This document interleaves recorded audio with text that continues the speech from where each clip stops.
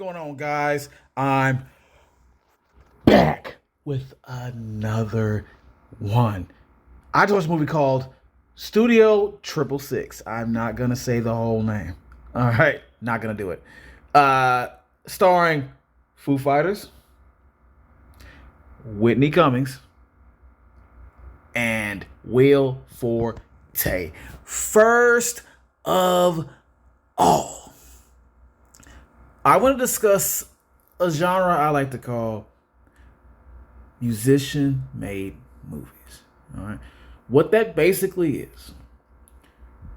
is a movie that stars a musician in the lead role playing themselves. All right. Or they're the lead role and they're pretty much playing themselves, but they just have a different name or something like that. But it's them. It's them or the whole band, whatever. It's still them. Also, their music is being played throughout the movie. All right. Now, as far as I can recall, and it might be a little further back, but I'm saying as I can recall, I remember Beatles' Yellow Submarine being one of the first, all right, that I recognized. And I haven't seen the entire movie, honestly, but from what I can tell, it feels like you need to be under the influence of something to enjoy this. All right, I'll watch the entire movie and I'll let you know if maybe you do need to be under it. All right, then there's artists like Prince, who's had several ones. Purple Rain, Under the Cherry Moon, Graffiti Bridge, which he doesn't really want to claim, I'm sure. With Prince, he's doing that. He is pretty much himself, but he just has different names in each movie for some reason or whatever. But it's him. It's him, and these are very good movies. At least two of them are very good, and it's weird. It's the Prince weirdness. All right, be prepared for that, but it's still classic movies. Two of them. All right. Then another one comes to mind. Tenacious D, Pick of Destiny. Now, this one is completely laugh out loud hilarious, man. I'm honest. Jack Black and Kyle Glass do their thing.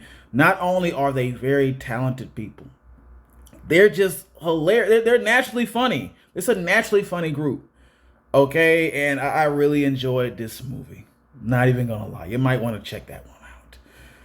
Then we have movies like Pop Star. All right, this is another one where we know who this is. We know who the group is. All right, Lonely Island, but they're not calling themselves Lonely Island in this movie. That was a good one too. That was a funny one too. And my question is, will Studio Triple Six be just as funny as at least Pop Star? We're about to find out. Let's go. Studio Triple Six. For those who don't know, for those who are not aware,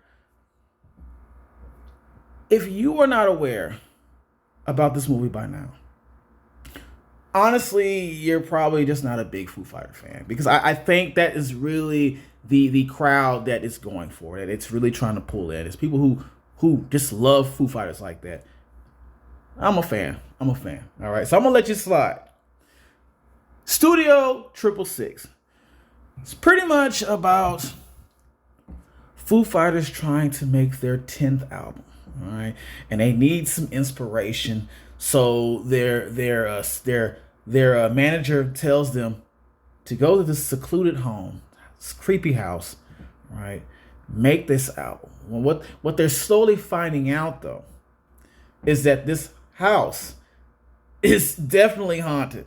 All right, there's some kind of spirit or demon that was left in that house that is absolutely influencing Dave Grohl to just be somebody who he's definitely not. All right, possess him to the fullest, and now they have to figure out what they're gonna do with Dave, and that's pretty much the premise of the movie. Positives. Let's just say this: I knew from the beginning, or before I even went to go see this movie, that this was not going to be a serious horror movie. All right, I was already prepared and ready for that. So my second question was, okay, how much am I going to laugh at this movie? Because it's obviously comedy, it's parody, it's comedy. Okay, this movie had its funny moments. It had its moments. All right. There were times when I really just naturally just laughed because of all the crap that they would talk to each other. The band members would say some out of line stuff to each other in the movie, and I feel like that was not written down. Okay, a lot of that stuff was not scripted. They were just freestyling some of those insults, and it worked, and it worked. And then you had Whitney Cummings, which is a comedian, which she said some crazy stuff too. All right, so it had its moments. It had its moments. Another positive about this movie, even though it's a comedy, when it comes to the kills in this movie, this had a slasher level kill. Okay, this is slasher level kills in this movie, man. There was some kills in here that just straight out of a dang Mortal Kombat movie. All right, you got symbols going through people's faces. You got freaking chainsaws cutting people in half. Okay, and I'm not even gonna tell you which part that happens at because I don't want to just ruin the whole thing. But just be prepared for just some crazy kills in this movie. Very gory movie. I loved that. I love that they stuck to that old 90s style or 80s style gore. Okay, you're definitely going to get blood watching this movie. Blood, this vile stuff throughout the movie. Just people, legs, dismembered heads, all types of stuff. Excuse me, all types of things going on in this film with that. Great. It took me back. That took me back, and I appreciate that. Now, another positive that I caught from this movie, and my last positive, this movie had a very good message about the music industry. All right.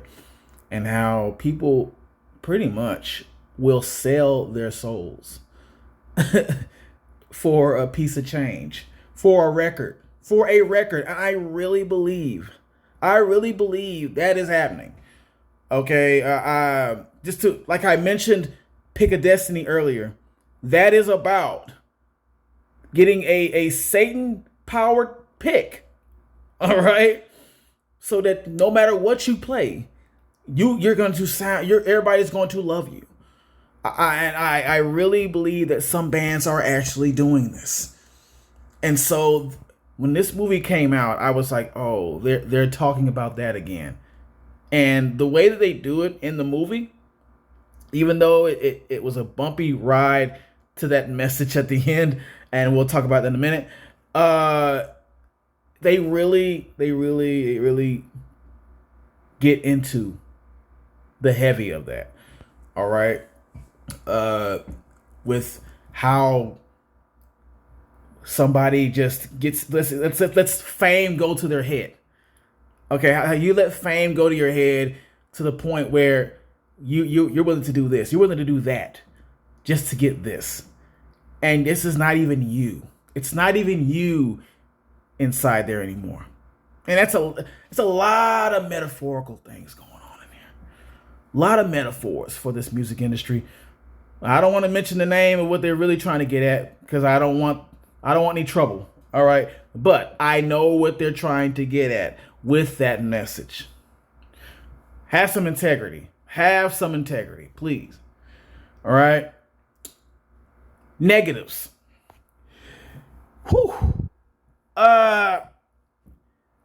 Now, like I said, going into this movie, I did not expect the Foo Fighters to be these fantastic actors. All right. These wonderful actors. But one question I have to ask, Who wrote the script? Who wrote the script? That's all they needed was a good script. They could have ran with that. It's a comedy.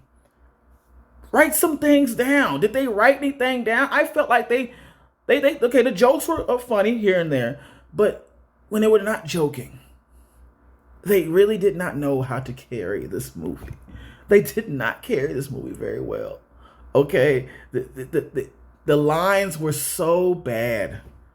The lines were completely just crap.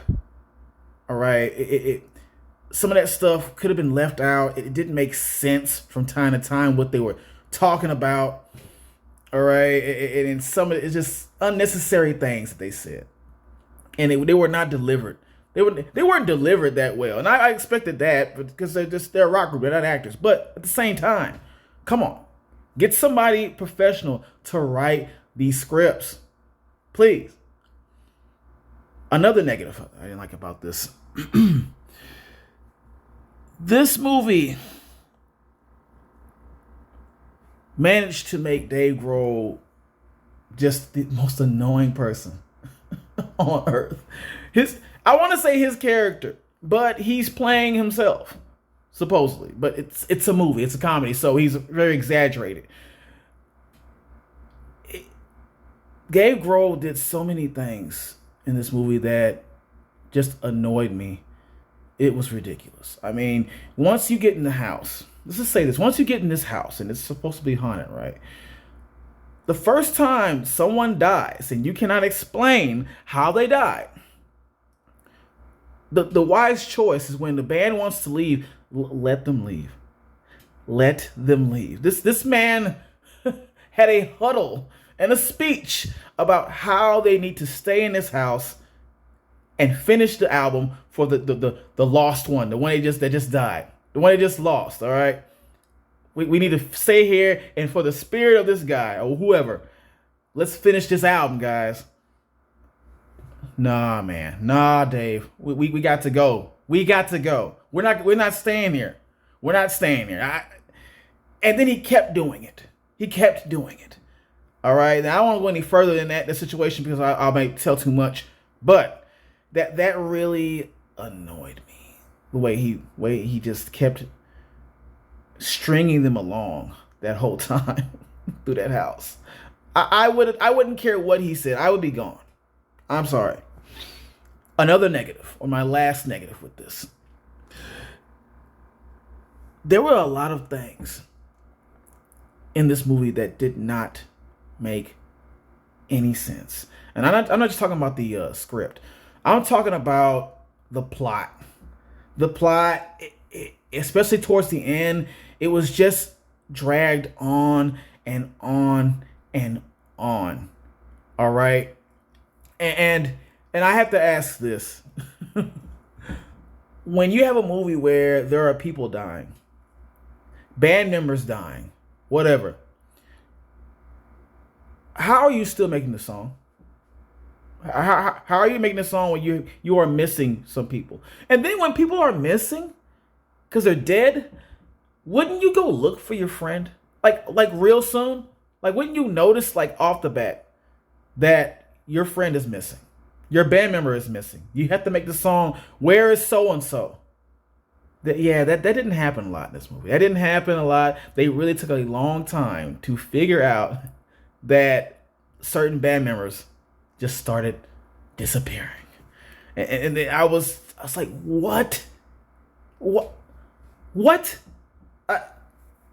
It is so much other stuff that doesn't make sense. Okay, it's just about a back and forth. If I say too much, that I will give a lot away. All right, so I'm gonna say this. I'm gonna give this movie an 8. Yes, an 8. All right. It's really so much wrong with this movie. First of all, I think that they really needed to ask Jack Black for some help with this. Very much. Help out very much, okay? I think Jack Black and Dave Grohl are a great little duo there. If they would have collaborated with this, it would have been a lot better than what it was. Okay? A lot of touching up on this movie. Better script. Better just a better plot altogether. I really asked myself a lot of times, why did Foo Fighters do this? Why did they decide to do this?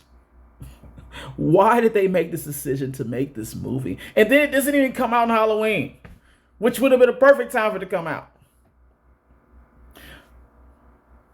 Would you like this video? Share it. If you haven't subscribed, you better do it.